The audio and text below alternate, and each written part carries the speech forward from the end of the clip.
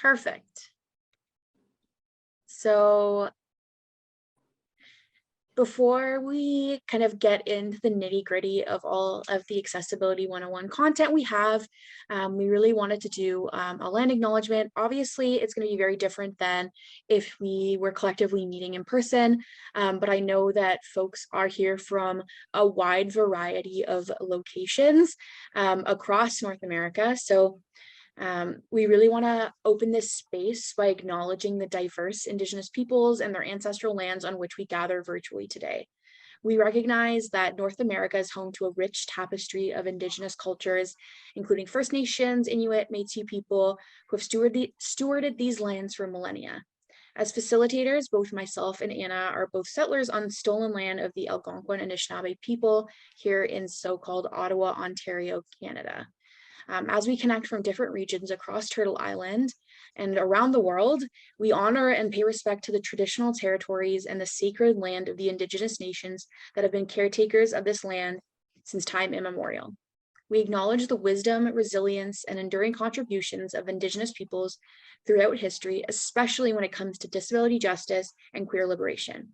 We encourage everyone to visit nativeland.ca to research the traditional lands on which you reside. And you can begin this journey of learning more about where you come from and where you are inhabiting. As a collective, the Disability Drag Collective, we stand in solidarity with Indigenous peoples and commit to the ongoing process of learning, unlearning, and reconciliation. We recognize that reconciliation is an active and continuous journey that requires collaboration, understanding, and respect, and we commit to creating inclusive spaces that amplify Indigenous voices, perspectives, and experiences. We encourage all participants to engage in ongoing education and support initiatives that uplift and empower Indigenous communities in your personal and your professional lives. As we come together today, let us honor the land and acknowledge the importance of Indigenous knowledge and traditions. And may this gathering foster understanding, compassion, and a shared commitment to creating a more just and equitable future for all. So now we will introduce ourselves a little bit more. I'll introduce Anna, Anna introduce me, so you can get to know us a little bit better before we jump in. So Anna Traction is a proud non-binary disabled drag artist and model. Birthed from the bowels of the Atomic Rooster in so-called Ottawa, this creature has been performing since July of 2022 and aims to inspire queer joy and liberation through their art. Drawing inspiration from the Riot Girl movement, the self-described punk bimbo clown combines theatrics, humor, and a touch of feminine rage to challenge gender norms and misogyny with their high-energy performances. Anna is also a strong advocate for harm reduction and is passionate about creating safe queer spaces that are inclusive of disabled and sober members of the community. And now Anna will give a visual description of herself so that folks can have a picture in their mind if, for whatever reason, you cannot see them. Yeah, so I'm Anna. I am a white person with currently wearing a wig that is split in the middle with blonde on one side and lilac pink on the other. I have very clowny pink makeup on with circles on my cheeks and a big bright pink mouth. I'm also wearing a black leather collar with a heart in the center and a pink polka dotted blouse. I'll now introduce Boy Vey, who is our other facilitator. Boy Vey is a 25-year-old disabled trans Jewish drag performer, event planner, small business owner, and passionate activist who's been performing in so-called Ottawa since 2019. He's the founder of the Disability Drag Collective, and the reason we're all here today, and enjoys sharing his love for upbeat queer anthems, gender creativity, and body positivity with everyone he has the honor of sharing his art with. Boy Vey is passionate about accessibility and with a variety of physical and psychological disabilities. And as a person who uses a mobility aid, initially Boy Vey did not feel welcome in the local drag community. That's why, since making his return to the stage after a COVID hiatus, he was determined to share his art without hiding his disabilities or overworking his body for the sake of non-disabled people's comfort. And Boyve will now offer a visual description of himself. So I am a fat white person. I have I'm masculine white person. I have short brown hair. I'm wearing a crown, of course. I have masculine drag makeup with bright silver lips and rainbow eyeshadow. I what else do I'm wearing a blue shirt with a funky little spiral pattern. I have my Magan David, my Jewish Star of David on a necklace. And I have stretched ears and several facial piercings on my nose and lips. And yeah, so now we can kind of introduce our collective. So the reason we're all here, a group of us are all together. So what is the Disability Drag Collective? Well, we were founded in October of 2022, so not too long ago. The collective is a collective of drag performers from across Eastern Ontario with a variety of different disabilities who are passionate about accessibility, disabled inclusion, and changing the drag scene in our communities for the better. We aim to spotlight disabled drag performers and create meaningful change through mentorship, learning opportunities, advocacy for, and the creation of accessible performance opportunities, and developing meaningful support systems. As a collective, we're always looking for opportunities to branch out and grow our family. So if you are a disabled drag performer or know of a disabled drag performer who may be interested, we're open to applications from people across Ontario, across Canada, and beyond. You can find the link to register or apply on our Instagram page in the link in our bio, but the link will also be sent out with the workshop recording and transcript when that goes out after today's event. The response to our learning series, specifically today's workshop, has really shown us that our reach is far greater than just within the Ottawa area or the Eastern Ontario area.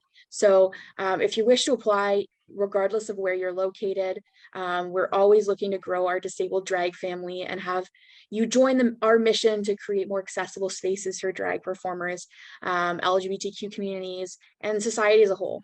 So please reach out if that's something that interests you, regardless of where you're located, because it's clear that our reach is far beyond the four walls of Ottawa, but the borders of our city here. We'll now be moving on to accessibility and accommodation notes for this meeting. So in regards to tech support, if you have any accessibility related or other tech issues, please send a message to our lovely co-facilitator, Mix Olive Oil, for assistance so that they can support any accessibility needs as they arise. We'll also have live Zoom captions. So in order to support the accessibility of the event, we encourage all participants to wait for captions to appear before speaking, to speak clearly, and to allow everyone sufficient time to participate. Before speaking, introduce yourself briefly, name, pronouns, and where you're from, what you do if you wish. Try to speak clearly and at a moderate pace, allowing participants to follow along more easily, and ask for repetition if needed.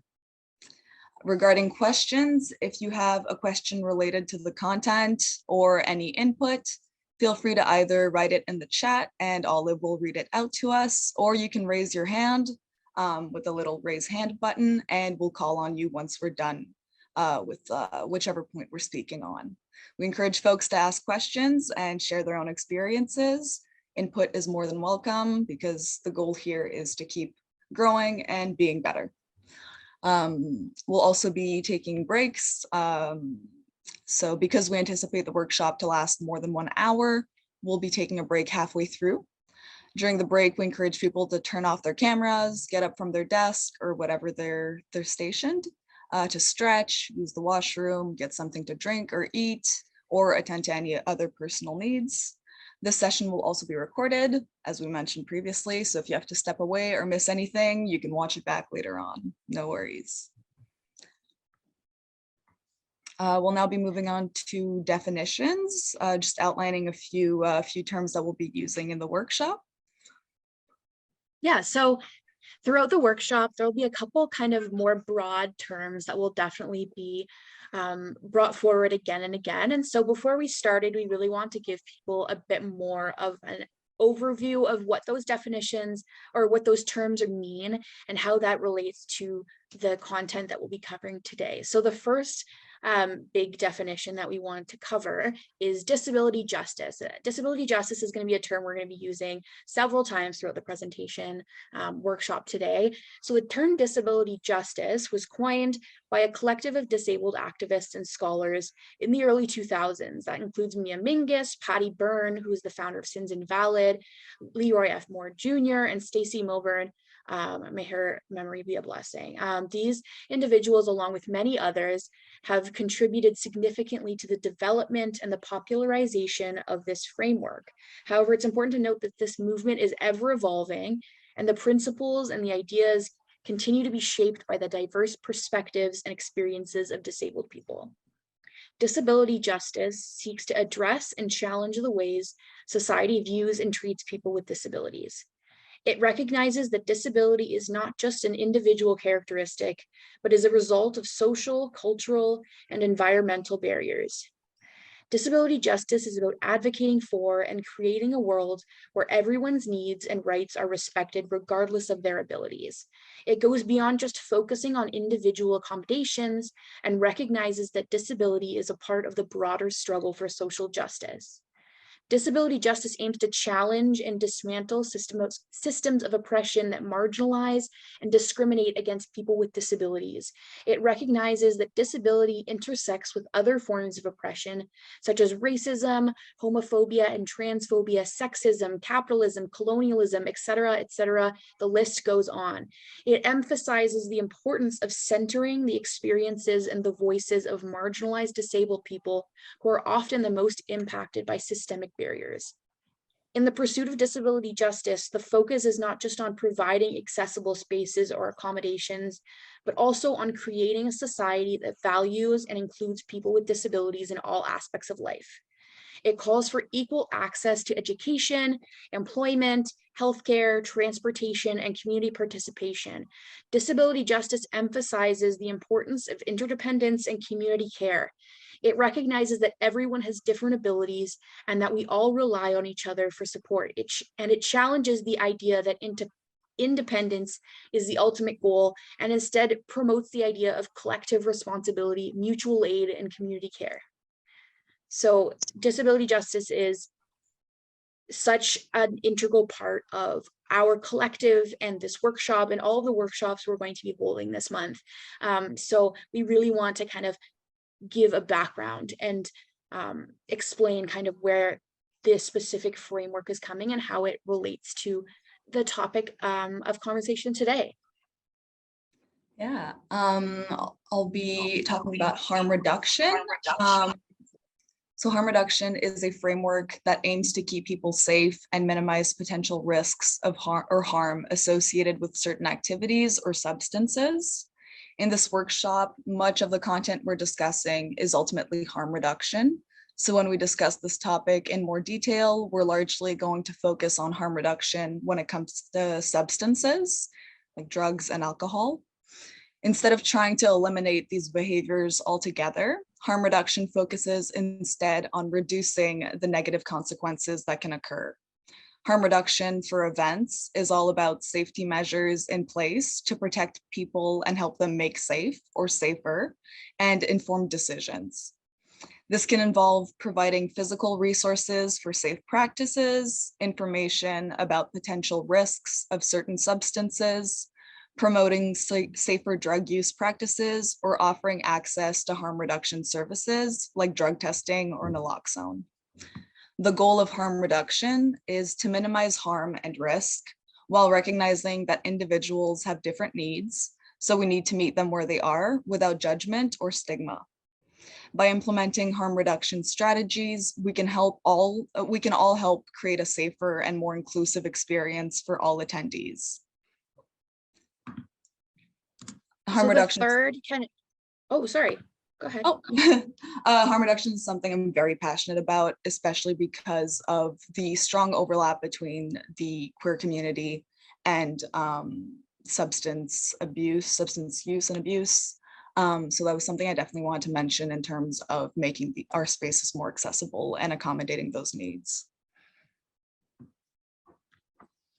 100%. I'm also very passionate as someone who has, seen way too many people gone beyond before their time. It's something I'm very passionate about as well. So I'm very glad to be working with Anna on that. So the third topic or definition that we want to give is accessibility. Accessibility, it's in the title of our workshop.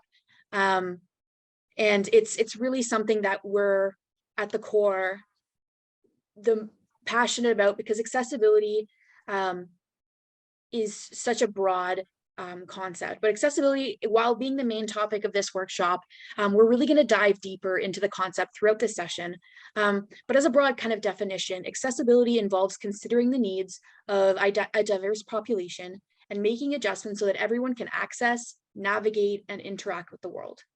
Contrary to popular belief, accessibility actually benefits more than just those with disabilities, but also older adults, people with temporary disabilities, including injuries, surgery recovery, maybe they broke their leg, and even those without disabilities. It ensures that everyone can participate, learn, work, communicate, and enjoy the same opportunities regardless of their abilities. There's a common saying in the disability studies, disability kind of academic world, and many disabled ways of thinking, that everyone is only temporarily able-bodied. There is always the possibility that something can happen that impacts your ability to navigate the world. Maybe you break your leg and you're on crutches for a long period of time, or you're in an accident that leaves you with some sort of impairment that requires maybe a mobility aid, or even just acquiring a disability as you age, which is oftentimes more common than not. So accessibility is such a broad topic, but throughout this workshop, we're really going to be diving deep into what it means in a variety of different specific ways that you can implement as an event planner, as someone who attends events, as someone who maybe is a performer in events, because the goal of this is to make sure that people are more educated and more aware of how accessibility impacts people with disabilities, people without disabilities, and can really change our communities for the better if people are more focused on making things accessible. Absolutely. We'll be moving on to the definition of ableism. Ableism is essentially the main barrier or the main cause of facing barriers and lack of accessibility. So ableism is a form of discrimination or prejudice against people with disabilities based on the belief that those with disabilities are inferior, less capable, or less valuable than those without disabilities. It stems from societal attitudes, beliefs, and systems that favor and privilege non-disabled individuals, often leading to our exclusion, marginalization, and mistreatment. Ableism can manifest in various ways, such as physical barriers that prevent access to buildings, public transportation, or education, or through negative stereotypes and assumptions that devalue our abilities and worth. Ableism can also be seen in the lack of accommodations or support, which can hinder our full participation in society. Ableism can be overt, such as direct acts of discrimination, but it can also include microaggressions or unconscious biases that influence attitudes and behaviors towards people with disabilities. The impact of ableism can be profound, leading to social isolation, limited opportunities, unequal access to healthcare, education, and employment, and a range of systemic barriers that impede the full inclusion and equal rights of disabled individuals. Understanding ableism involves recognizing and challenging the negative attitudes, stereotypes, and barriers that exist in society. It involves promoting equal rights, advocating for accessibility and accommodations, and valuing the diverse experiences, contributions, and capabilities of people with disabilities. Creating an inclusive and accessible society requires actively combating ableism and working towards a more equitable and inclusive future for all. We'll now be watching a little 4-minute, I believe, video. Yeah, it's just a short video from two of the folks that we actually mentioned earlier in the disability justice section, Patty Byrne and Stacey Milburn. Stacey is unfortunately no longer with us, but they're kind of talking about some of the concepts we just discussed: disability justice, accessibility, ableism, things like that. And it's a really good, concise way of visualizing the concepts we're going to be discussing from two very impactful people in the disability justice world and disability justice activism. So I really hope that folks enjoy the video, but also take something away from it as well.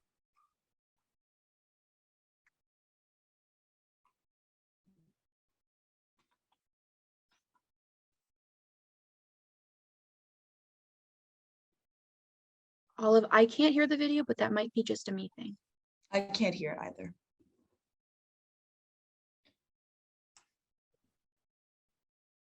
The wheelchair like instantly went away, and I was so shocked that for so long that Can you start it from the beginning?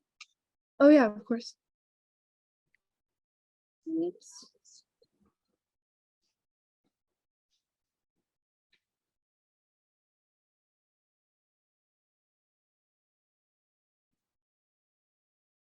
Huh. Olive, Not are sure you what- muted?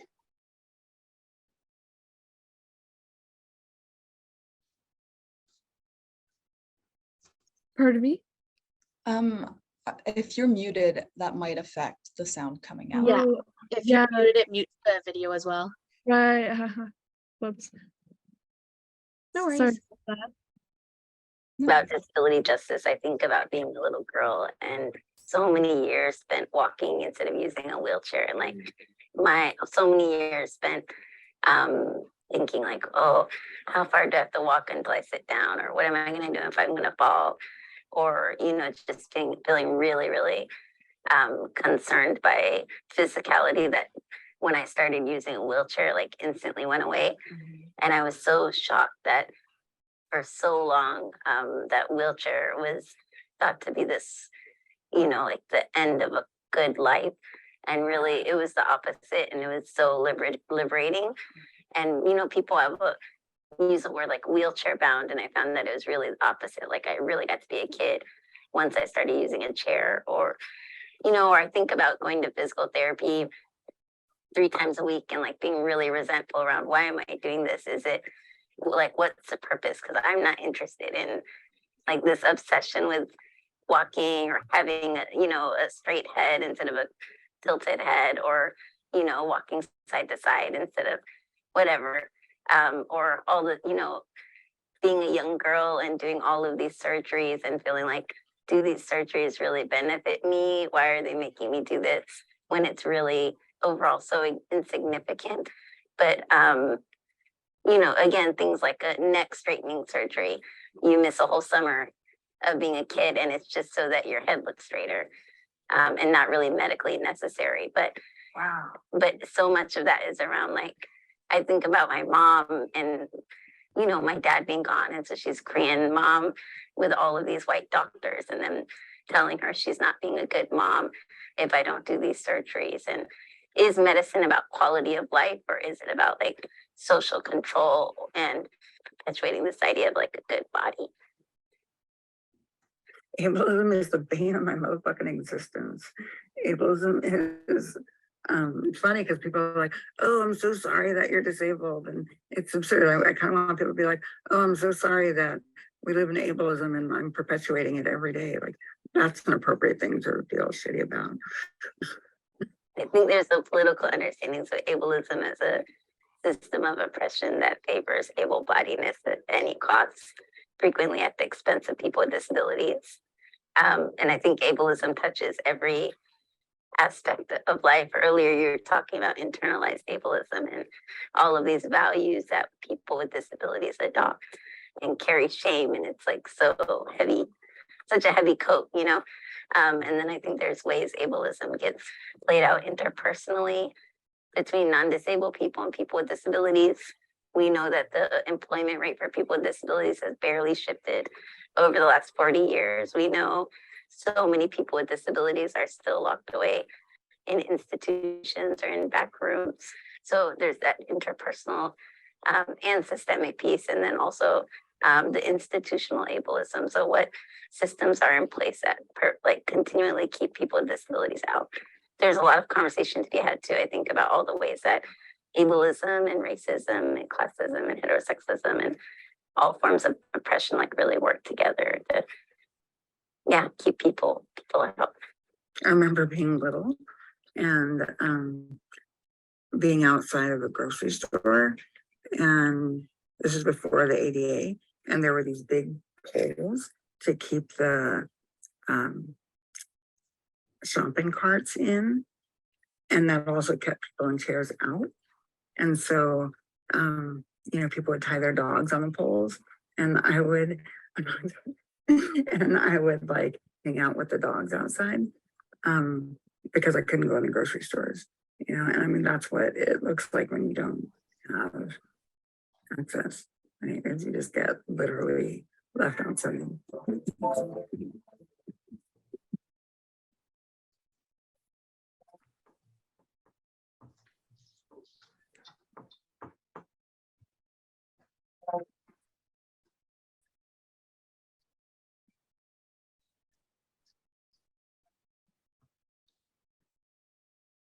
So following up that video, I highly recommend for anybody who's interested in disability activism, disability justice, to check out the work of Sins Invalid, who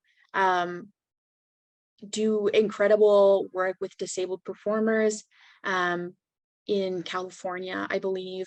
And it's such an incredible organization, or collective of folks, but also anytime I've ever heard Patty Byrne or Stacey Nolan speak in anything, I always leave with a nugget of learning and growth. And so I highly recommend anything that they have said, written, to kind of take that in, because they are really, really great resources in that respect. So before we move on to the rest of the content, we kind of wanted to give a moment for folks who might have any questions about those kind of definitions or concepts we gave to you, so that we can make sure that folks are on a good level of understanding before we move into the more nitty-gritty aspects of the workshop. So if folks have any questions about any of the topics we just chatted about, so disability justice, ableism, accessibility, and harm reduction, please either put your question in the chat and Olive will read it out, or you can raise your hand and ask it, so that we can make sure everybody has as much information as they need to go forward in our workshop.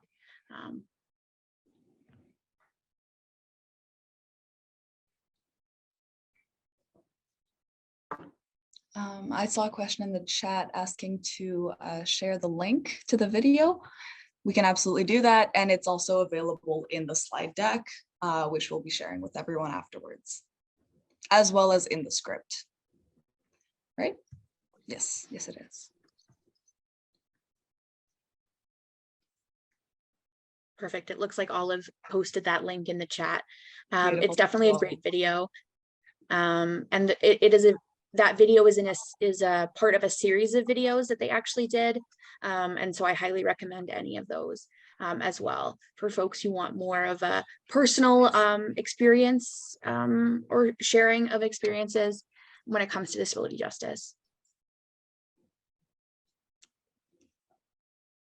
I'll do a final check because I'm not seeing anyone else raising questions or their hand. So before we move on, did anybody else have anything to add here?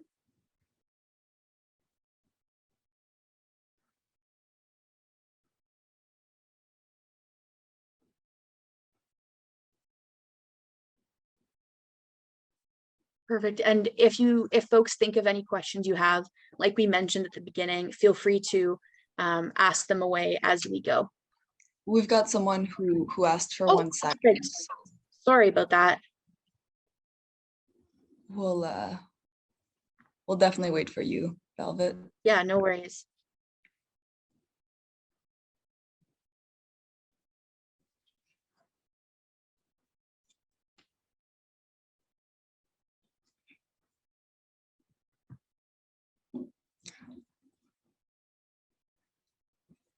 Definitely. Yeah. So Sir Velvet in the chat said, I didn't know other people felt that way about physio, the resentfulness, the why am I doing this and for whom am I doing this? And yeah, definitely going to go on a deep dive after this. Yeah, it's really a great series of videos. But yes, I think in relation to that first part, I think too often a lot of the medicalization of disability is for the benefit of other people and not necessarily for the benefit of the actual disabled person. You know, Stacy Milburn in the video said, like, why am I getting this surgery if it's just to make my head look a little straighter, but it has no medical necessity? And that happens, I think, too often. So it's really something to consider for sure. Thank you for sharing your experiences on that. Yeah, who am I trying to fix myself for? Exactly. Thank you all. Absolutely. And I think too often it's very much forced on disabled people where it doesn't There's come no down to autonomy. our personal choice. It's very much for the comfort of those around us. I'll do a final check before we move on.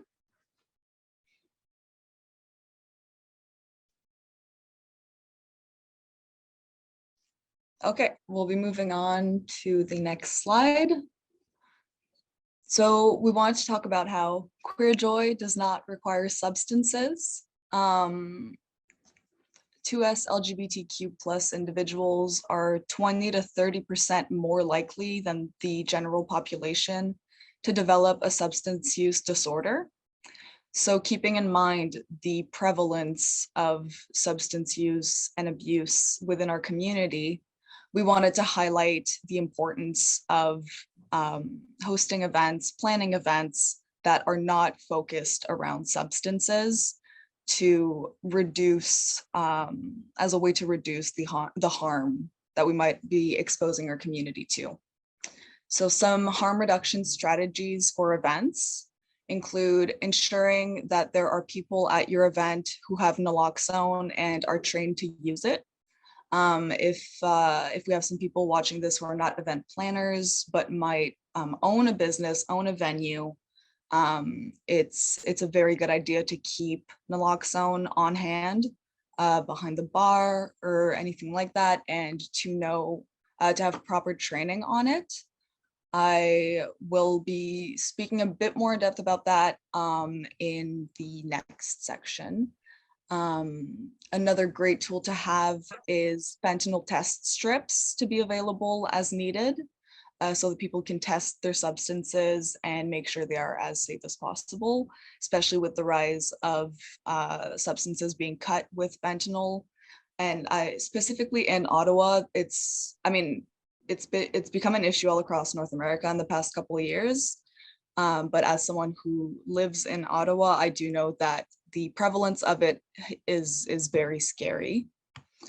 Another great tool is to provide your volunteers and staff with harm reduction training. So not only, how to use naloxone, but general harm reduction.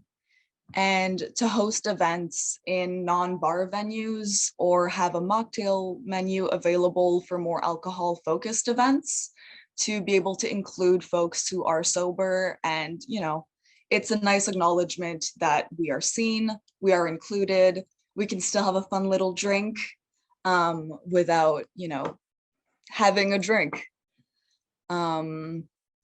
Yes, Olive. I would also add, so personally, I take medication that makes me react not so great to alcohol, so I don't always drink it. When I go to different drag events. And I would add to your list, like, just not being a jerk. Like, don't ask people why they aren't drinking, don't pressure people, or like say like, oh, you're lame. Like, you shouldn't call people lame anyways, because like that's ableist language, but just like, mind your business, I guess. Like, I know it's like so normalized, but if someone is not like drinking, maybe just like leave them alone about it. Absolutely. I've been, sober for almost a year, and it's due to personal reasons. But when I'm often asked intrusive questions like that, and I have to kind of just like, you know, kind of like brush it off. I usually just say like, oh, I'm on medication, I can't drink. But that, yeah, it's a very personal thing to be, interrogated about. And especially when you're just out trying to have a fun time, you don't necessarily want to be talking about, whether it's because of medication or, previous substance issues. It's very personal. It's very intrusive to be asked that, especially by, a random stranger. I've had people ask me if they can buy me a drink and I've declined. And then it's, yeah, the barrage of questions when it's really not their business. So yeah, in regards to fentanyl testing strip, we've got a resource on the next slide. dancesafe.org is a wonderful resource where you can get fentanyl test strips for fairly cheap. I believe they're $1 or $2, and shipping is free. So fentanyl test strips, to provide a larger definition, they can quickly and reliably detect fentanyl and most of its known analogs like difentanyl, carfentanil, in a drug sample. So as I was mentioning, a lot of substances that you wouldn't even think of are being cut with fentanyl and its analogs.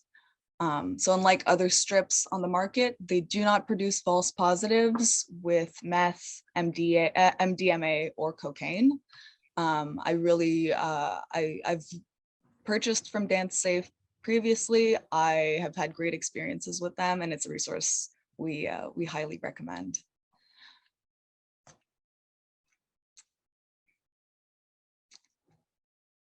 So the next part, we call it more than just nightlife. So too often, I think the queer community is kind of relegated to nightlife opportunities and events.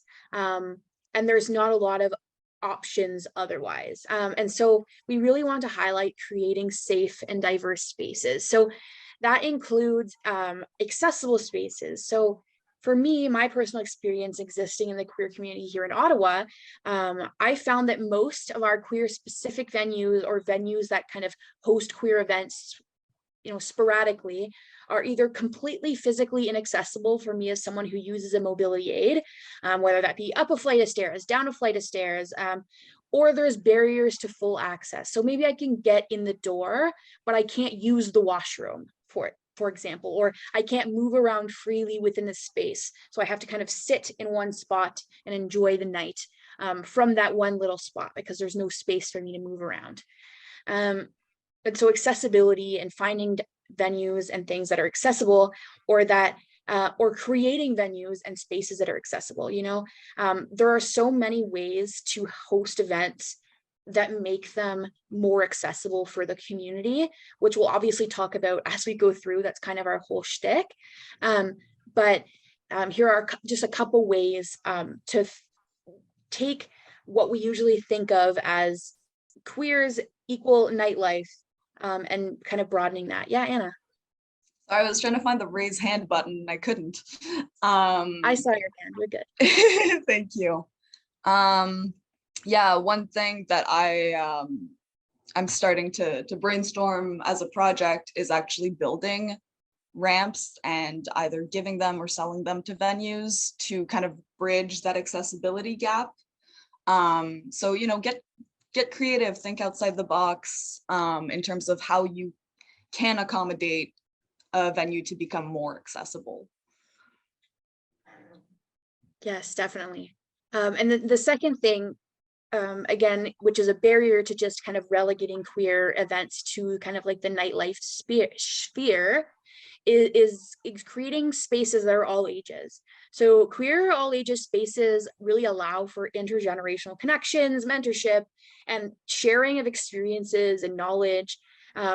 Queer youth face so many challenges in mainstream spaces. So by creating queer specific or trans specific or other marginalized identity specific spaces that are all ages, you can really provide a safe environment where young people can come to express themselves, explore themselves, and find support without fear or judgment or rejection. So by hosting and creating all ages spaces, we can also provide visibility for a wide variety of identities and experiences, which can be incredibly affirming and empowering for young people who might feel otherwise isolated or marginalized. Seeing positive representation of queer individuals or folks like them of different ages can really help to challenge stereotypes and fosters a sense of belonging and self-acceptance. By seeing themselves reflected in our community, this can help empower people and encourage pride in their identities. And it allows for connecting with others who have faced similar challenges and finding support within that community. So youth can develop resilience and really build a strong sense of themselves by having these spaces. And so by creating spaces that are consistently 19 plus and or 21 plus for people in the United States, too often leaves such a large portion of our community out, and they do not get access to spaces where they can be themselves and they can feel safe. And so that goes really hand in hand with diversifying your venues. So diversifying your venues just means, thinking about all of the spaces maybe in your city, in your community, that have the ability to host things that you want to do. It doesn't have to be always in the same kind of places. I know here in Ottawa, we have very specific venues that oftentimes people just go to directly and often for these events that they're hosting, but they're so inaccessible for so many different ways. And so by taking a look at the overall scope of the venues available in your community and seeing where you can create new and unique ideas and event ideas.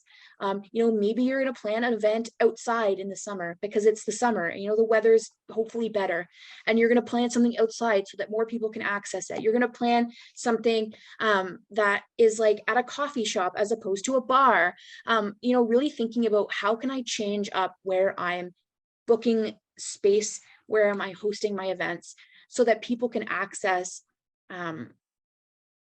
regardless of their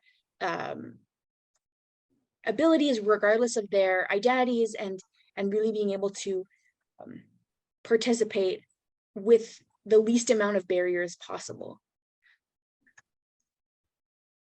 All right, we'll be moving on to trauma-informed community care. So trauma-informed community care connects directly to harm reduction. There are a few things you can consider when you're planning your event to be best prepared in case an emergency arises. So a few things in terms of planning for emergencies would be first asking yourself, what alternatives do you have available to you that are not emergency services? So for example, sorry, I'm just going to read the chat comment very quickly. Alrighty. Yeah, so in terms of planning for emergencies, you can ask yourself which alternatives you have available to you that are not emergency services, and which community resources you have at your disposal. So that can include, do you have staff and volunteers that are able to deal with the situation? If there is a mental health crisis that's arising, is there a response team that is not 911 that you're able to call?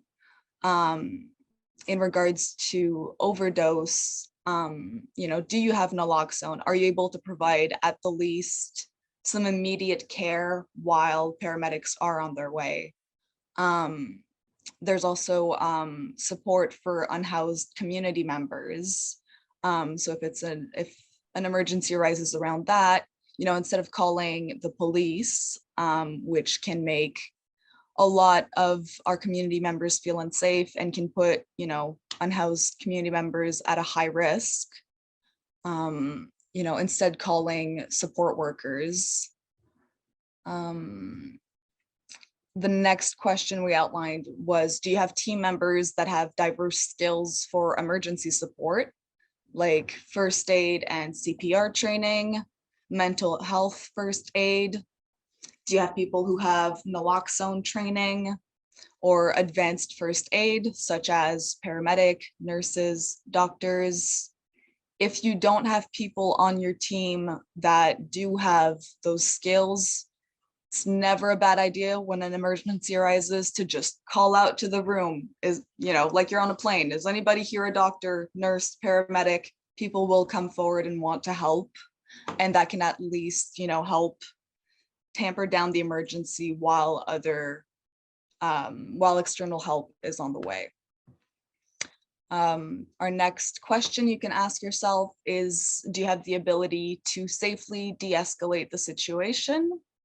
One thing I want to touch on before that is in regards to naloxone training. Your safety is important. Never put yourself in danger. If you feel unsafe, call whoever you need to. With naloxone training, I feel it's worthy to mention because it's often brushed over when you get, like if you pick up, we have free naloxone available in Ontario at the least. I'm not sure if it's Canada-wide, but I would hope it is.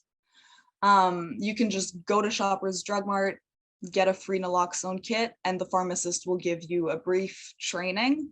There's also a pamphlet in the little box that you get with the naloxone that provides additional training. But one thing that doesn't get mentioned is the reaction that being treated with Narcan can incite.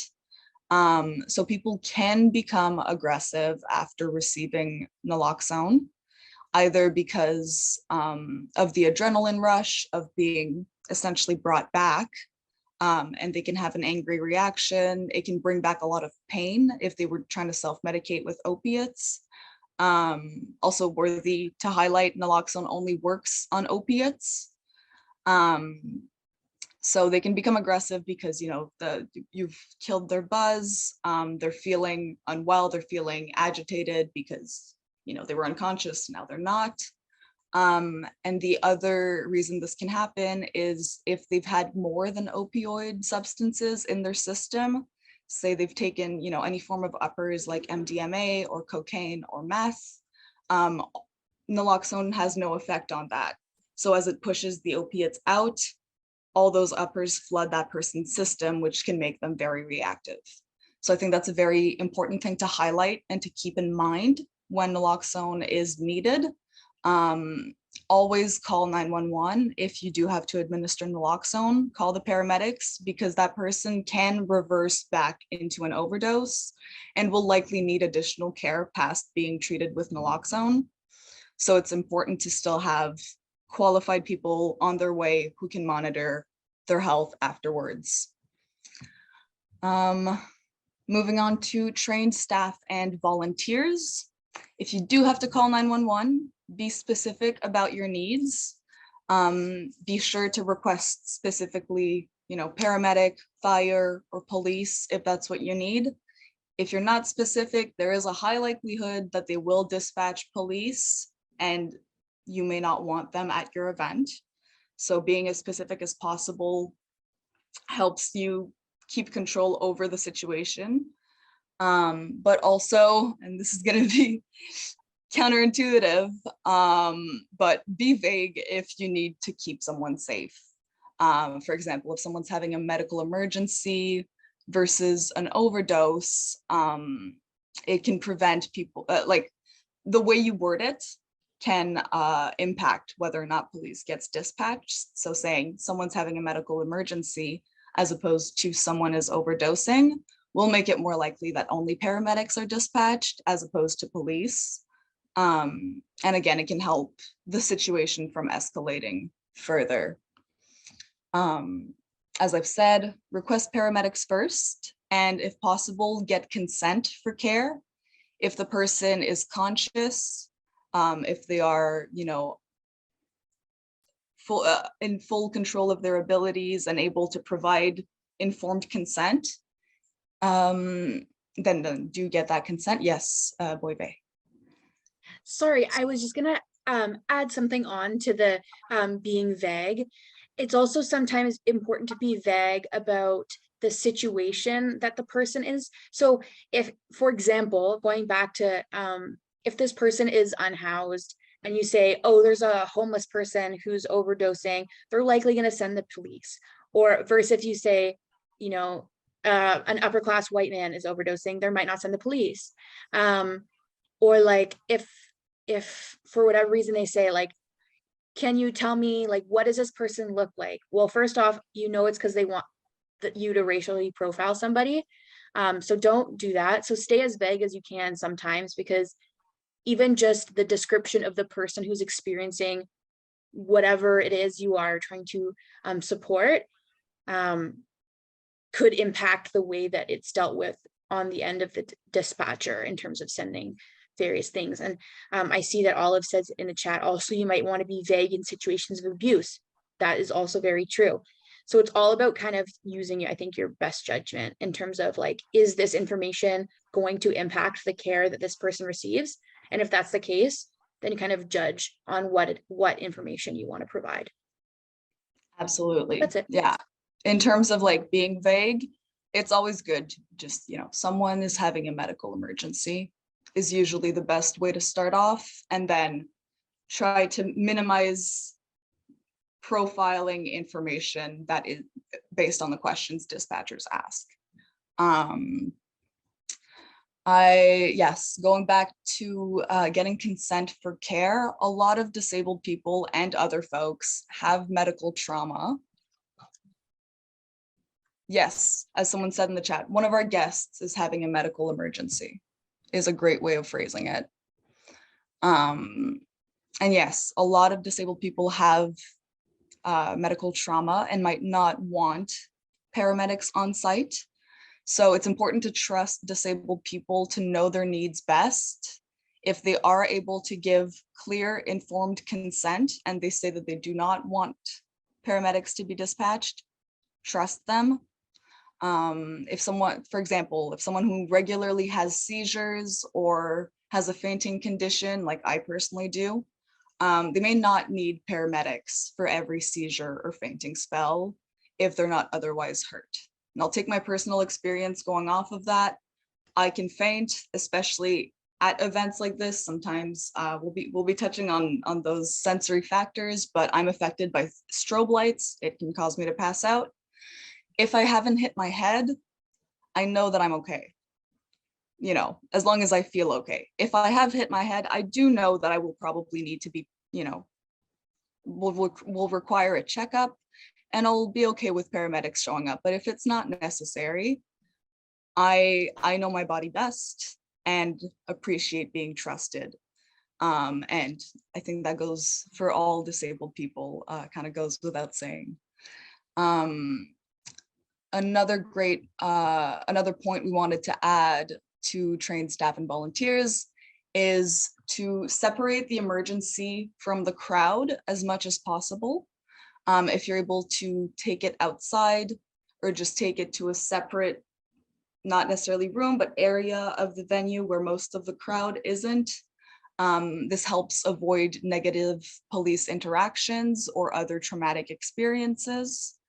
We're trying to limit, as much interaction as possible. And also, we just don't want the whole crowd, just looking in on the emergency. That can also be very traumatizing for someone who's experiencing a crisis. Again, driving this point home, get trained in the naloxone zone, get trained in conflict de-escalation, first aid, CPR. They're all great tools to have. Nobody wants to use them, but it's always better to be prepared. Venue staff need to care for their customers and maintain community safety. That was a point we really wanted to highlight. This includes even, I'll take an example from my personal experience again. Bartenders, if you see someone at the bar being groped, don't turn a blind eye. I don't care how well the person groping tipped you earlier in the night. It's important to keep our community safe, especially in queer spaces where we are already vulnerable. I'm thinking mainly of queer spaces that have been that profit very much from cis-het presence that can impact our safety as queer people in those spaces. And the next point we wanted to highlight is that we need to protect our communities, but police, and in some cases, even security guards, can make a space unsafe for marginalized communities. So if you do have security guards at your venue and they're, the company you are contracting them from allows this, having them dressed in civvies instead of a uniform can help everyone feel more safe, because in that way they don't look like a cop. It doesn't put people on guard or just like a heightened anxiety level because of the visual aspect of security being there. That wraps it up for training for staff and volunteers. And now we'll be taking a quick self-care break. Boyve, I'm not sure exactly how long we wanted to do, 15, 20 minutes.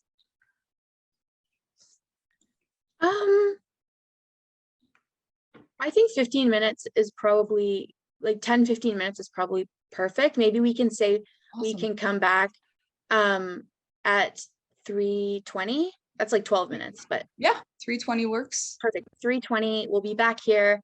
We'll pause the recording. So if people want to like chat and stuff, that's fine too. But also please feel free to take time to, stand up, stretch, do whatever you need to do. And we'll be back at 3:20.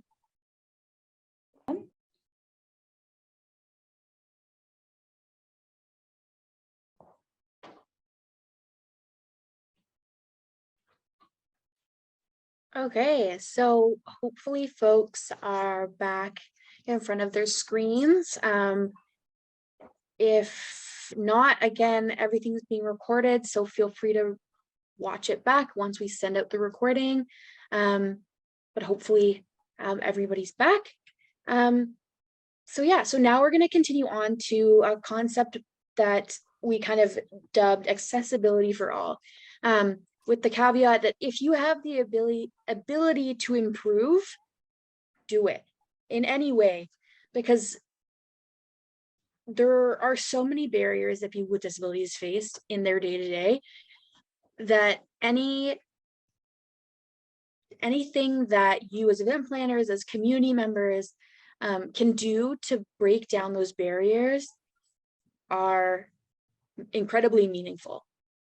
So the first part is accessibility for the actual attendees, the people attending your event.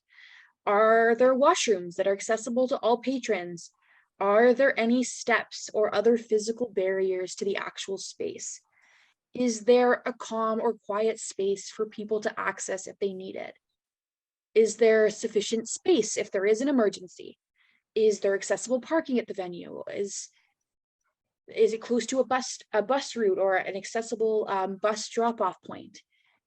Is the venue layout able to accommodate mobility aids, service dogs, or service animals, depending on where you are?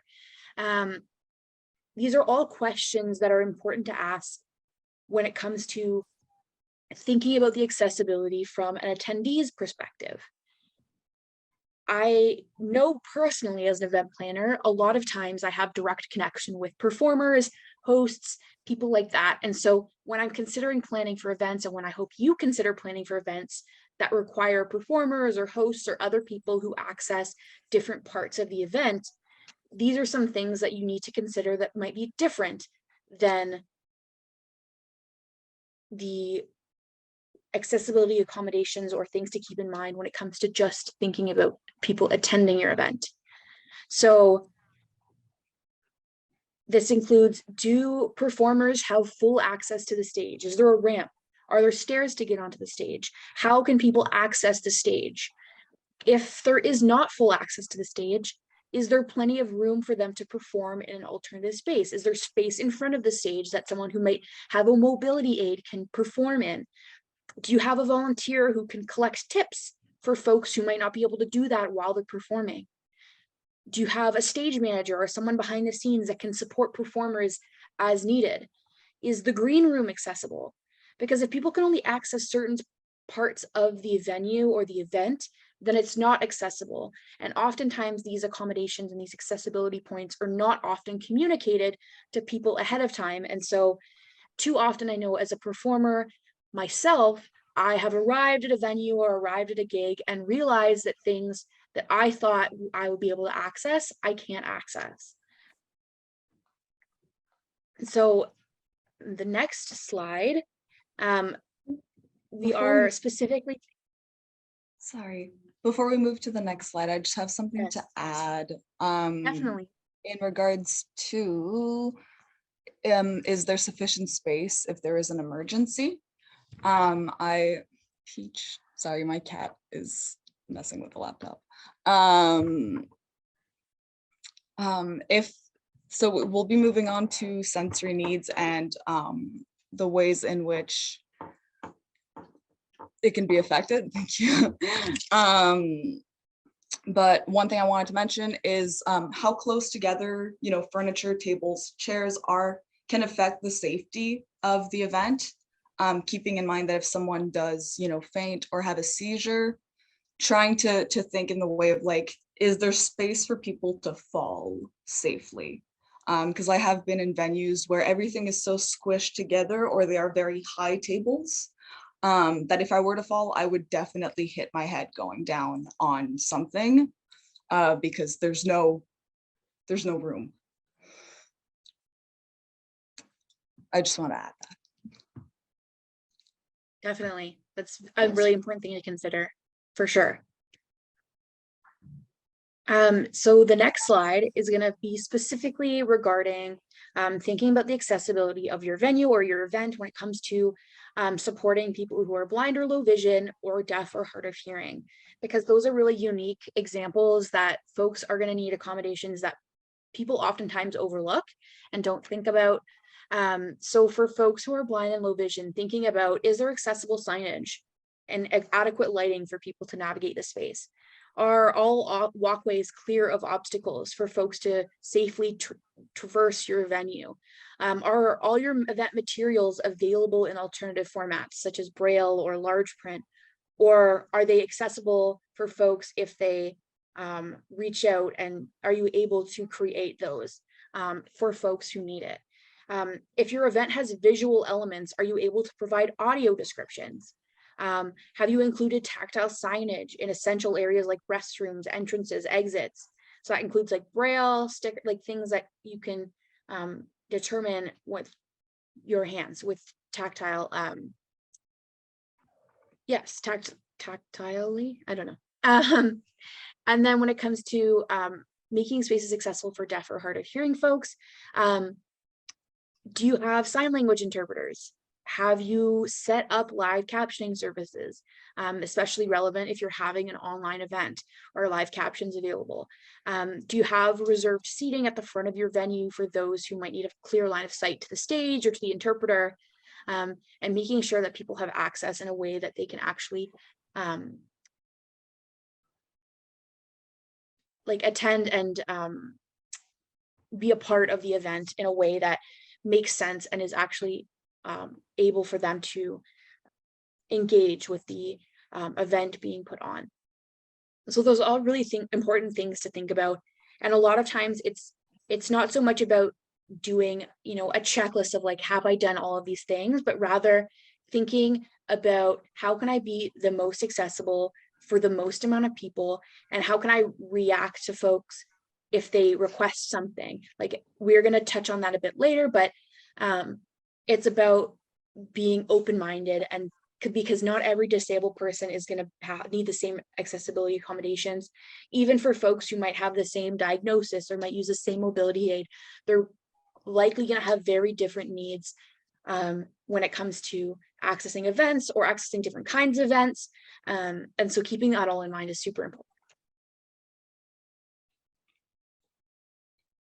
So moving on to sensory safety, we're going to be touching on some common sensory aspects of nightlife. That includes strobe and flashing lights, smoke machines, loud noise, and crowds. And the potential negative outcomes that this can affect include fainting, seizures, migraines, disorientation and confusion, and overstimulation and sensory overload. So how we can support those with sensory needs. First up, always ask how you can best support individuals. But some good pointers to keep in mind are having a calm and quiet space with clear signage defining it, where people can go and cool down if, you know, they're overstimulated, disoriented, experiencing sensory overload, or even, you know, if they've fainted or had a seizure, and they can go and sit down there to recuperate and still, you know, keep enjoying their evening afterwards if no additional care is needed. Or if someone's got, you know, a migraine brought on by the lights or the sound, they can go there and not be as stimulated by those things. Not having strobes or flashing lights is a great way to make the event more accessible. Strobes and flashing lights can trigger seizures, they can trigger migraines, and they can cause people to faint. So if you are going to include those in your event, I do know, you know, they can be part of performances, or even just quickly moving, like quickly changing the lights during a performance. It's always good if that'll be included to give a heads up, whether it's with the marketing and or before the performance itself, saying, you know, just making a quick announcement. The next performance will involve strobe and flashing lights. You know, if you need to, feel free to go to move to our calm and quiet space to not be exposed to this. Additionally, with smoke machines, not including smoke machines is another great way to make spaces accessible. It can be it can be disorienting with vision, but it can also be a barrier for access to people with lung conditions such as asthma or any other breathing requirements. Turning down the music is also a great point. It doesn't always need to be as loud as it often is. The kind of benchmark I like to keep in mind is, do people have to yell to have a conversation? You know, do people have to be in each other's ear to have a conversation? If so, the music is probably too loud. So keeping it at that benchmark where people can still converse without having to yell is a good way of monitoring the noise level. And having earplugs available for those for who it might still be too loud is a great way. I always personally carry earplugs with me to give out to people when I'm at events because I know that they're often not made available by the venue itself. But it shouldn't fall down on individuals to provide that. It should be available at the venue.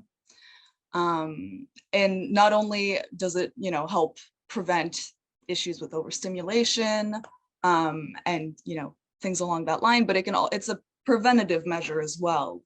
You know, if people are already experiencing hearing loss, you don't want to make that worse. And so having that available helps curb the effects, the negative effects and impacts it can have. And then also having fidgets available, maybe, you know, in the calm and quiet space where people can, you know, fidget with if they are feeling overstimulated, and have a way to, you know, stim safely, and then be able to go back and enjoy their evening, or even take the fidget with them at their table and, you know, use that as a tool to be able to stay out longer and have a good time. We'll be moving on to navigating accommodation requests. So we want to highlight that doing your best is 1,000 times better than doing nothing. If there is room for improvement and you're able to do it, do it. So when sharing any marketing or other information about your event, be sure to highlight an easy way for those who require accommodations that aren't already being implemented to contact you. So, you know, in the, say you've got a poster that's being shared on social media, putting at the bottom, you know, for additional accommodations, please contact, and then inserting your email or a phone number where you can easily be reached, is a great way of getting that out. And then, you know, adding it at the bottom of, you know, the text post, if you're making a post on Instagram or on any other social media, the bottom, you know, adding that contact information. That way people know exactly who to go to if they've got any accommodation requests. Be sure to always follow up about the requests in a timely manner, especially if it's, you know, an event where people have to buy tickets ahead of time. You don't want someone having to wait so long on a reply to know if they'll be able to access the event that tickets have sold out and now they can't come anyways. That's just one example of why responding in a timely manner is important. And in terms of, you know, how to navigate accommodations, think outside the box, be creative, respect the needs and experiences of the attendee, even if you can't accommodate it. You know, express, you know, that as much as you would like to accommodate, why you are not able to. For example, if it is, you know, a venue that is up or down a flight of stairs, a long flight of stairs, you know, a ramp wouldn't be a feasible thing. You know, it's not 2-3 steps. And so expressing how you will going forward try to do better and try to be more inclusive. Avoid asking intrusive questions regarding people's disabilities. We touched on that a little bit earlier in regards to sobriety, not drinking, but it's a good rule of thumb for anyone, not just event planners, to not interrogate people on their disabilities. Don't ask why people need the mobility aids they do. If they want to share that with you, they will. But again, it can be very traumatizing and just simply frustrating to be questioned like that. Maintain open communication with either the performers or attendees that are requesting accommodations. Ask questions, you know, obviously not intrusive ones, but try to gather as much information as you can or as you need to accommodate the request.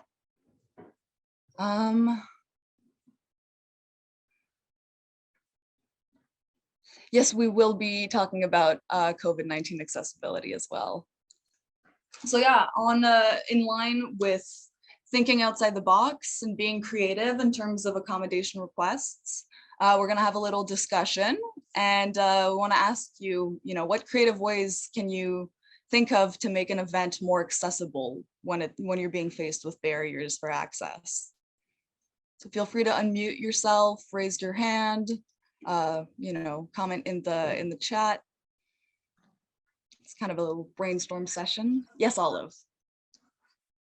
Yeah, so I helped co-produce a show for Trans Day of Visibility, and Elfe Kwa, she was performing, and something that I thought was really neat. So one of her songs, she used ASL, and she's hard of hearing.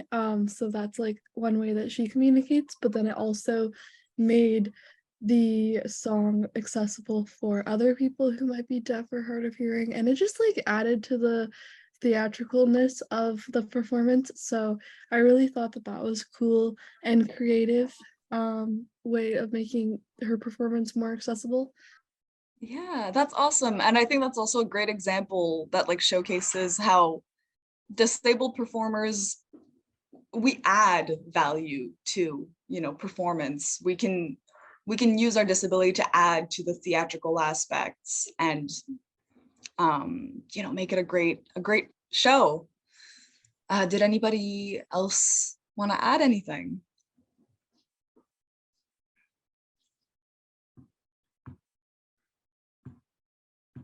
And this could be a creative way of overcoming barriers of any kind. It doesn't just have to be like how to create a ramp. It can be It can be anything. It's and even if you can't think of something right now, keep that that question, that kind of idea in the back of your brain. So, you know, if you are planning an event, it helps you kind of keep your mind open and think, and like we said before, thinking outside the box, because sometimes you really do need to think outside the box to accommodate certain things, because our world is just made in a way that it's oftentimes not accessible right up front, and you need to do creative thinking to make sure that people can access your space. And so, yeah, just keeping that question, kind of that idea of like being creative and thinking outside the box is super important. Yeah. And I mean, especially in the regards of like drag performance, we're part of the art world, right? So if you personally can't think of anything, you're surrounded by creative people. So, you know, push the question out. We all have very creative brains within this community. So it's a great way to, it's a great thing to, you know, ask for input on. One thing that Sir Velvet said in the chat is about keeping the bass low or non-existent on music, because the vibrations really hurt his head. And I think that's very relatable for a lot of people. Oftentimes when the bass is so strong, sometimes it's, I know as someone who's hard of hearing, sometimes the bass is like a nice thing. But other times when it comes to my other disabilities, I'm like, please no bass. We don't need it right now. So I very much relate to that feeling. And I think it's very true, is like taking a look at, are the choices I'm like the person is making, whether that be like the DJ or the venue, is it necessary right now? Is a good thing to keep in mind. Absolutely. And I love that you highlighted how, you know, bass and vibrations can tie in with, you know, deaf people and hard of hearing folks, because I'm also hard of hearing, and that is a way I can engage with music. But I think, again, like with anything else, disclosing it up front, saying, you know, there will or will not be heavy bass music, helps folks know what to expect when they come to your event, and it helps them know if it's an event for them or not. You know, someone who is deaf or hard of hearing might gravitate more towards bassier events, but someone who knows they have sensitivities towards that might avoid it. So it's all about disclosure and open communication. Is a big point when it comes to accessibility, is just being open about what will be there, letting people know what to expect. Definitely. Transparency, communication is really of utmost priority when it comes to accommodations and accessibility. 100%. That as well, all of I think it's really important for hosts and people who are kind of introducing people, especially if it's a performer who's, you know, performing a song, giving a trigger warning ahead of time if there's heavy concepts. Or screaming, yeah, Sir Velvet. Screaming, I think, is a huge trigger for a lot of people. And so, yeah, giving people a heads up as to what to expect, so that if they need to step out, or if they need to, you know, focus on something else while it's happening, they can do that. They can take care of themselves in whatever way that makes sense for them. Yeah, and just because you said focus on something else, I think it's always good to have maybe like a separate activity happening. You know, say you've got just like a long, you know, drag performance show happening that's lasting 2 hours, but you're gonna have some songs in there that might be triggering, or other elements, you know, strobes, flashing lights, things like that. Having something happening in that, you know, calm room, it can even just be like a little painting activity, just having paint supplies available, but another way for attendees to engage with the evening and still, you know, not feel like they're just being left in that room to do nothing. They're still able to enjoy themselves, do something engaging. And I also wanted to touch on Olive's comment in the chat mentioning guns. Some songs do have like gunfire sounds in them, which I think is a very important thing to highlight, especially considering the police trauma we can have within our community. I am personally very averse to the sound of gunshots, and definitely need a warning when it comes to that. So yeah, anything that is sudden and loud is very much worth highlighting, whether it's yelling, whether it's gunshots, any other, even like say a song has like the noise of like something falling and breaking, that might be really distressing to someone because it comes on suddenly. And I think acknowledging the fact that a lot of our community members suffer from PTSD is very, very, very important when organizing events. 100%. Well, do Okay. you want If no one, check? Or yeah. we can just move on. Yeah. So someone in the chat actually asked us, oh, are you going to cover COVID safety? We are going to cover COVID safety. COVID safety is disability justice.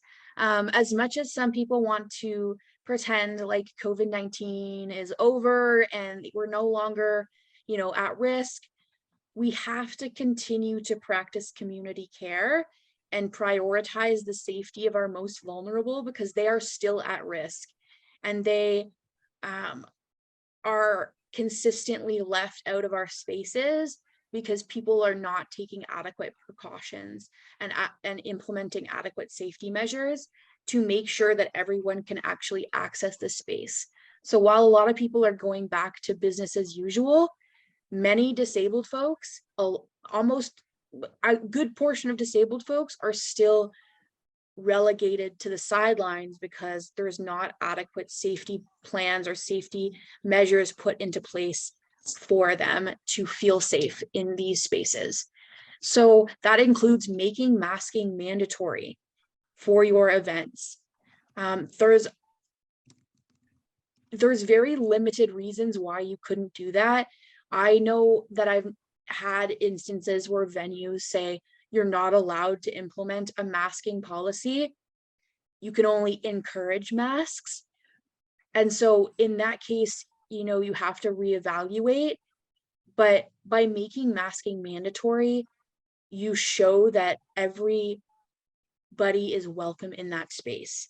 And then on top of just making it mandatory, having masks, high quality masks specifically, on hand for folks who maybe they don't regularly mask, but they still want to attend your event. And you say, like, here's a mask, like we have the masks for you to access this space. A very easy one, have hand sanitizer readily available. Even outside of the pandemic, hand sanitizer is your best friend. The world is gross and keeping germs at bay is never a bad thing. So having hand sanitizer readily available, throughout your event, throughout your venue, wherever you are hosting is super important. Encourage folks who are attending your event, encourage volunteers who are attending your event, encourage, anybody that you're interacting with for the event or for whatever is happening, encourage them to rapid test before attending your event, both, morning of or, right before, and also at increments, day before, 2 days before, to make sure that there's not, or there's very limited possibility of contracting or sharing the COVID-19 virus. And then another thing that I've seen that I think is really important is having a way to pre-register. Even if your event is free, by having a pre-registration or some sort of, even if it's like buy a free ticket, it allows for contact tracing in case someone reaches out saying, hey, I actually am positive for COVID after the event.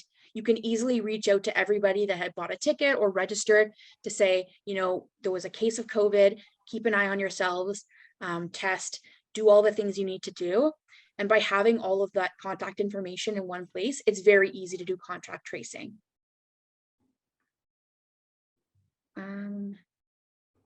Yeah, Kelsey said in the comments, I avoided so many events because I know I'll be very crowded with very few people masked. Very true. It's too often that even at queer events where, we hope that people care about each other, they don't often think beyond their own experiences. And then I think not enforcing masking is capitalism placing business and profit over the well-being of the community. very, very true. And that is so true because they know that people will not maybe, you know, come if you're forcing them to mask, but the well-being of the community is way more important than any money, or should be more important than any money that a business might make, but too often that's not the case. Poetry snaps, yes, Olive, it's very true. Yeah, people need to think about the community over capitalism for sure. And then kind of going back to what we talked about at the very beginning is about diversifying your venues. When it comes to COVID safety, there are so many ways that you can make things more safe by simply moving your event outdoors, you know, assuming the air quality is, of course, safe. I mean, I know right now across the country, across North America, the air quality is very poor. So by diversifying your venues and like trying to move something outside, if it's safe, it means that it's a lot safer for people to gather. So hosting them outside, if possible, you know, if things allow, is a way that you can do that so easily. Or if your venue has a patio, you know, hosting on the patio, hosting something in the park, hosting something, you know, in various locations dependent on your community and where things can happen. But there's so many ways to keep people safe and still create community. The pandemic is not going away anytime soon. As much as some people want to believe that it's done and over, we need to really still prioritize the safety of our marginalized community members and those who are the most high risk, because we'll never be able to move forward if we leave people behind.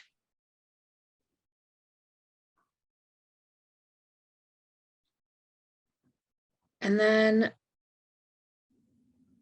lastly, I believe, no, second to last, we're going to talk about accessible marketing. You know, you've planned your event, you've thought about all of the accessibility stuff when it comes to the actual event, but how are you marketing your event? How are you sharing this event, this information with people? So we want to highlight, you know, before you start doing anything, check the local accessibility legislation that impacts you. You know, the accessibility legislation in Ontario is going to be different than it is in other provinces and territories. It's going to be different than it is in the United States. So really checking to see what is the accessibility legislation for your area specifically is a good first step. So some things you're going to really want to consider when it comes to accessible marketing is including alternative texts and image descriptions. So an image description, also known as alternative text, is basically just a written description of an image that provides information for people who are blind or low vision, and it aims to convey the visual details, context, meaning of the image in a way that allows everyone to be able to engage with this content on social media or other visual media platforms. So usually that's going to include a concise and objective summary of the image, any essential details, so colors, shapes, sizes of things, positions of prominent elements, any relevant context or setting details that are not immediately apparent in the image, including like location or time, any notable emotions, are they happy, are they sad, are they angry, or gestures, expressions, and if there's any text within the image, including that in the description as well is super important. And then you're also going to want to really focus on the text size and the font, as well as colors. So really focusing on, is your text size big enough for people to see? Do you have large text formatted for folks who are low vision? Is the font easily legible? I know as someone who's an avid user of Canva, some of those fonts are not super legible. And so you're going to want to avoid those. You're going to want to find fonts and text sizes that mean that folks can easily and read what is being written and expressed. Yeah, Anna said in the chat, for folks who are in Ontario, it's mandatory for all businesses, including event planning businesses, to be AODA compliant. So that's the Accessibility for Ontarians with Disabilities Act. And so for those who are located in Ontario, it's really important to keep that in mind. Also, and then in terms of, oh, sorry, go ahead. Sorry. In relation to the text size and font, One thing that's also very, very important is not just the font, but the spacing between letters and words. That is very, that it has quite an impact on the legibility of the text, especially for folks who have dyslexia or any other reading impairments. Definitely. Yeah, thank you for that. Yeah, so in terms of colors, you want to really make sure that there's adequate contrast, that the color scheme is easy on the eyes. That's what I was trying to say.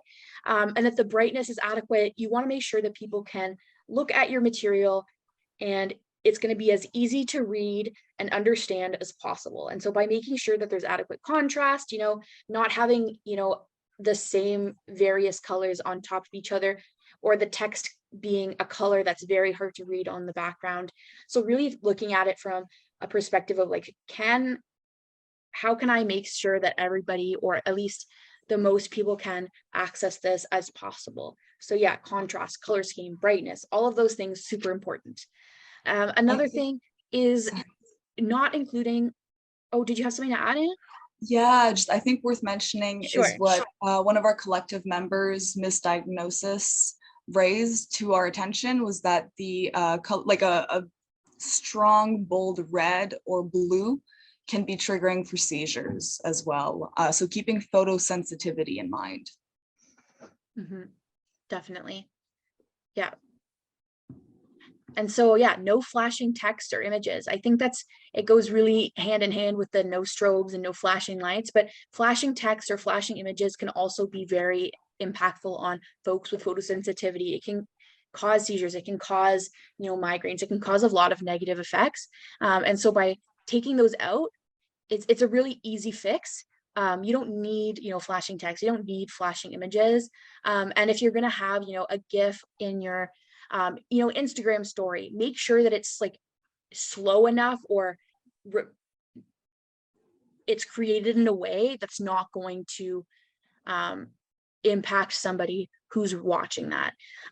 Because, you know, a slow progressive picture is going to be very different than something that's like flashing in your face and, you know, causing those negative outcomes. And then the last thing is about access notes. And so it's so important to always include access notes about your event, about your venue, about anything that's happening during, you know, whatever it is you're planning, so people can adequately decide if they can attend your event. Olive says, oh, also with fonts, you shouldn't have fonts with serif. So instead use fonts like Arial or Calibri. That's really great to consider, for sure. And so in terms of access notes, it's including things in your marketing, such as, are there accessible bathrooms? What bus routes are available around you? Is there parking on site? Is there street parking? If the folks who are arriving need a ramp, is the ramp a portable ramp that needs to be set up when they arrive? Is the event inside? Is it outside? What is your COVID policy?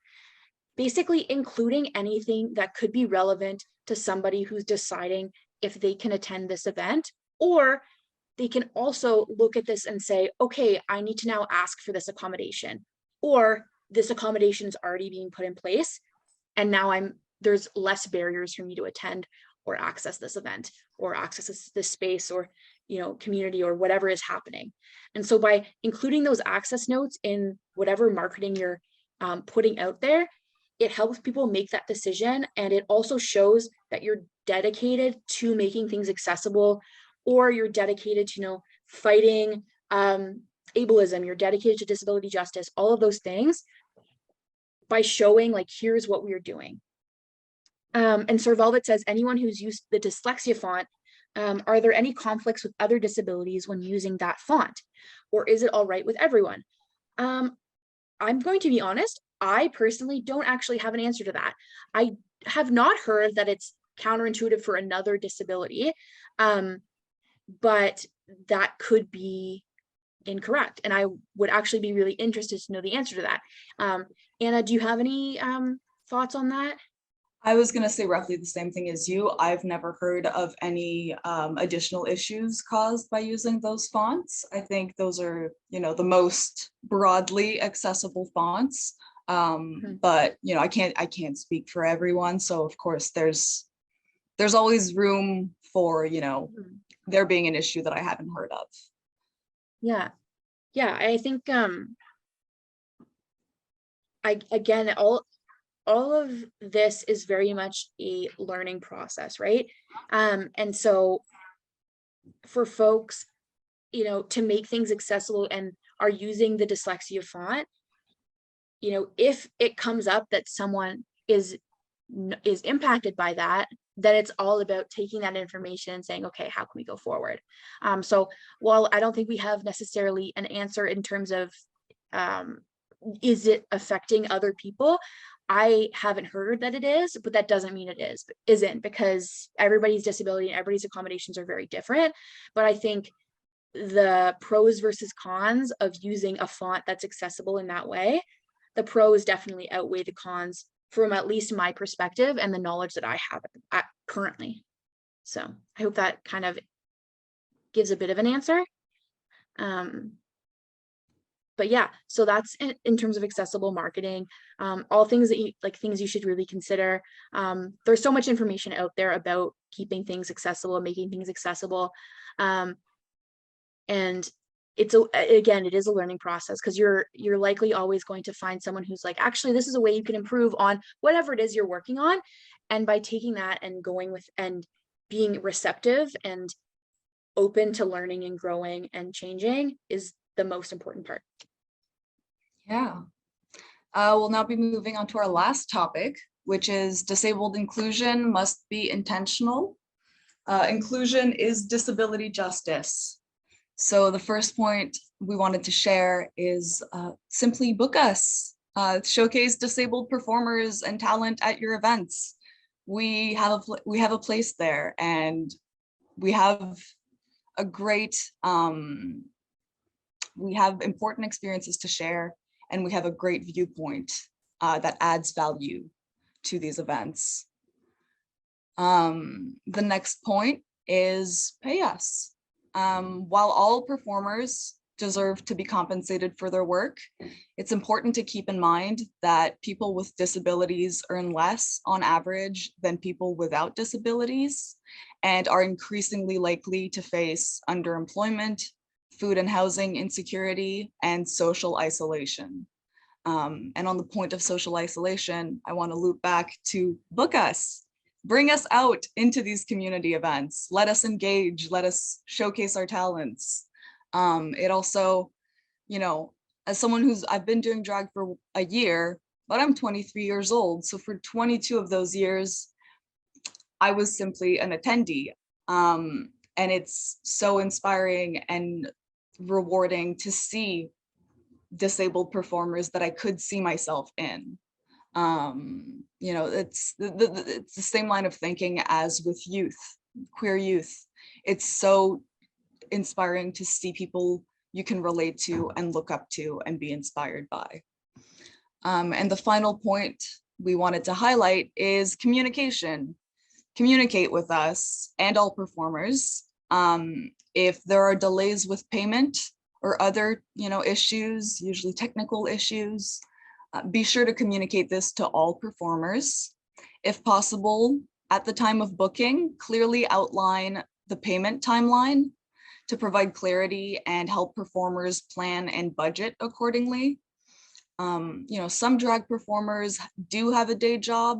Some of us don't, and we're entirely reliant upon our drag income to live. So it's very important. It's very important aspects of, a booking to be communicated when it comes to payment. Most performers, especially in terms of drag, are used to being paid within 48 to 72 hours after the event. And like I said, many depend on these payments for income. So transparency is super important. Also, the way in which you will be paying them, whether it's cash, e-transfer, making sure you have that e-transfer at the time of booking, just to ease the process, or, I've received honorariums in the past, but that is a whole different process. And it can, or even without it being an honorarium, you might pay your performers by check through the mail, but that adds quite a delay. So making sure there is that open communication, and then that's all outlined very clearly, because there's a difference between receiving your payment 24 hours after a show and receiving it 2 to 3 weeks later. Yeah, that wraps up our content for this workshop. Does anyone have any questions, anything they'd like to add, comment on? I'm going to be opening up the discussion a little bit.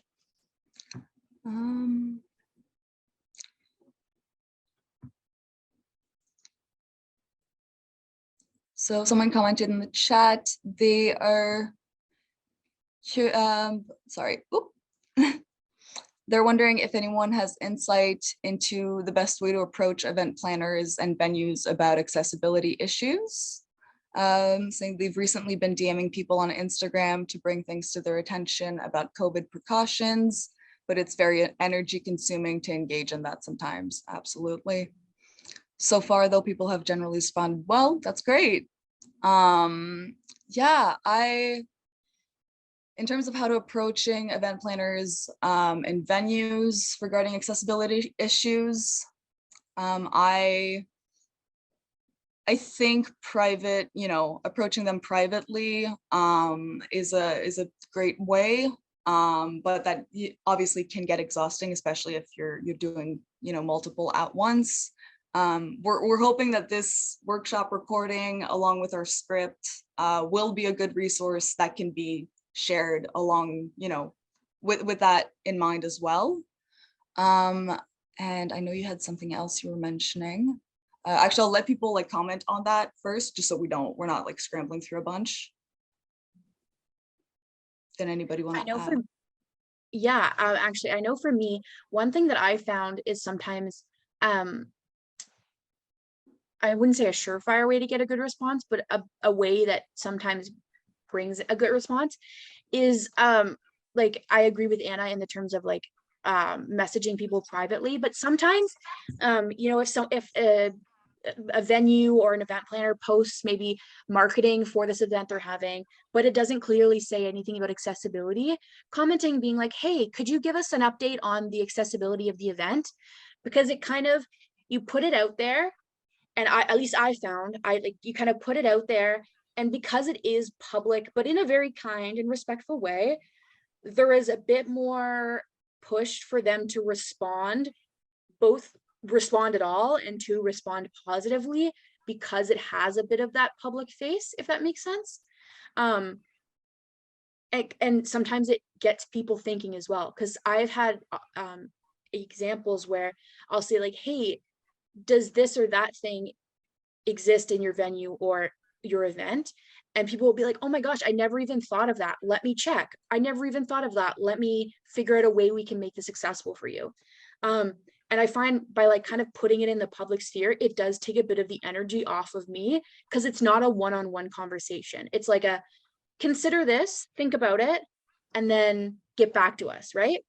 But everybody's comfort level in terms of engaging is very different. I know I'm a very extroverted and maybe sometimes only when it's beneficial, confrontational. But not everybody's like that. So that might not be the best way for you to engage with people, but I've found it sometimes is a positive way, because it gets people thinking even outside of the event planners, because people might see that and be like, oh my gosh, I never even thought of that. Which in itself is a problem, but yeah. I think that's making it public in a very approachable way. Exactly. And also, by making it public, you're allowing other event planners and other venues to see that comment and get them thinking, even if they're not engaging with it or part of, the event being planned. I think in terms of just to manage exhaustion as well, if you have someone close to you who can act as an advocate, because I know, especially if you're trying to attend the event, it can be daunting to reach out for accommodation requests or just questions, because it feels very burdensome to always have to for it to always be on us as individuals to go and ask and be like, okay, well, how accessible is your venue, instead of the information being readily available. So if you have, you know, a close friend, a partner who can advocate on your behalf and reach out on your behalf to ask that, I think that can be a great tool to mitigate the exhaustion and frustration that can come along with it. Before we move on to your next question, I saw Olive, you had your hand up. Did you want to add anything? I was gonna ask a question, but it was similar to their second question. So Okay. So yeah, the following question is, it seems that the people who are trying to create accessible spaces are disabled themselves. How can we help shift responsibility to relieve some of the burden on the disabled community? I think that's a great question. And definitely something, you know, I think that we all want to see happen. And I don't want to speak on behalf of anyone, but I believe, you know, the work we're doing with the collective is partially with that goal in mind, is to raise awareness around the need for this advocacy work. And hopefully, you know, non-disabled folks will join in on the fight and, you know, help us amplify our voices and, you know, put in the work so that it doesn't all just fall on disabled people's shoulders. I agree very strongly with that. I think it's unfortunate, but a lot of the like initial legwork, it seems at least, comes from the disabled community until people kind of feel personally impacted in some way, and then they take up the fight, which is not ideal.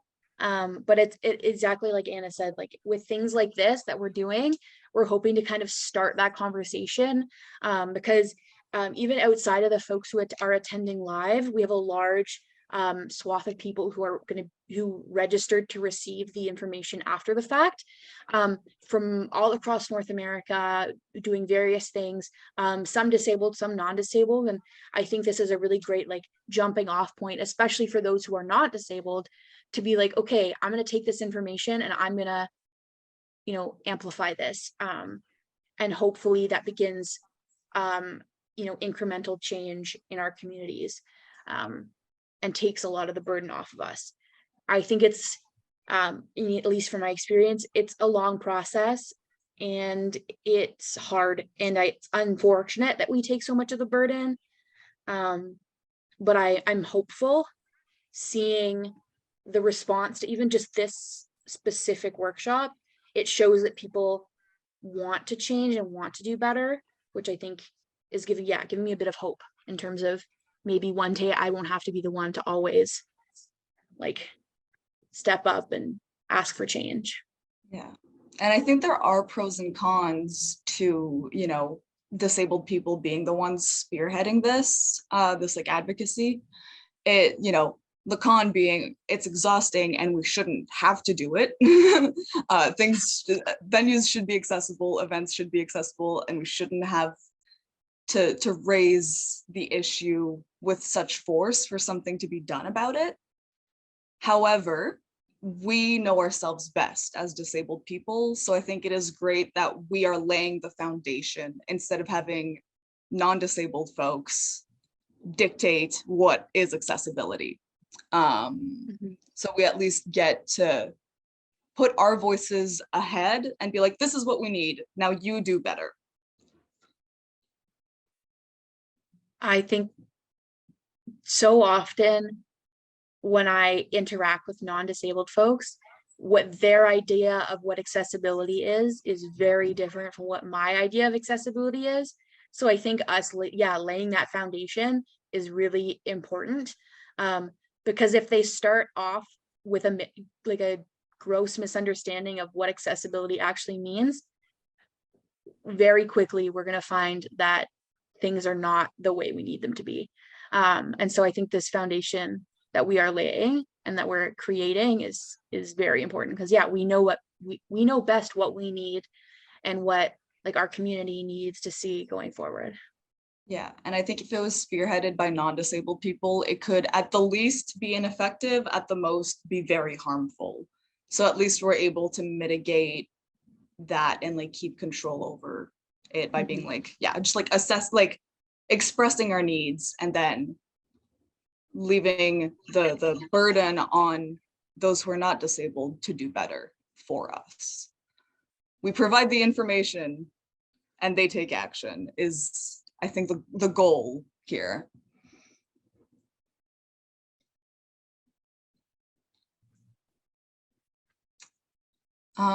Let's do maybe a final check for questions.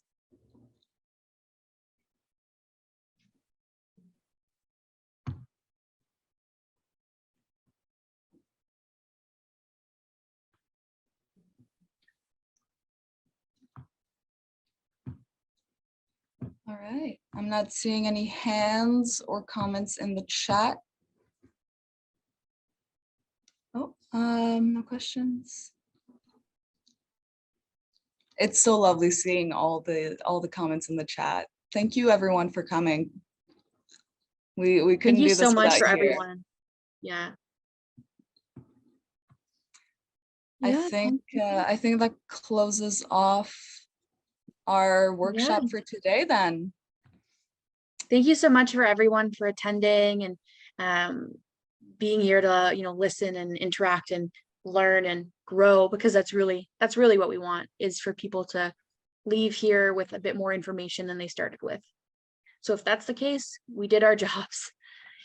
Absolutely. And just to reiterate, we will be sharing all the material, including a recording of this workshop, our script, and I believe a transcript of the audio captioning. Correct?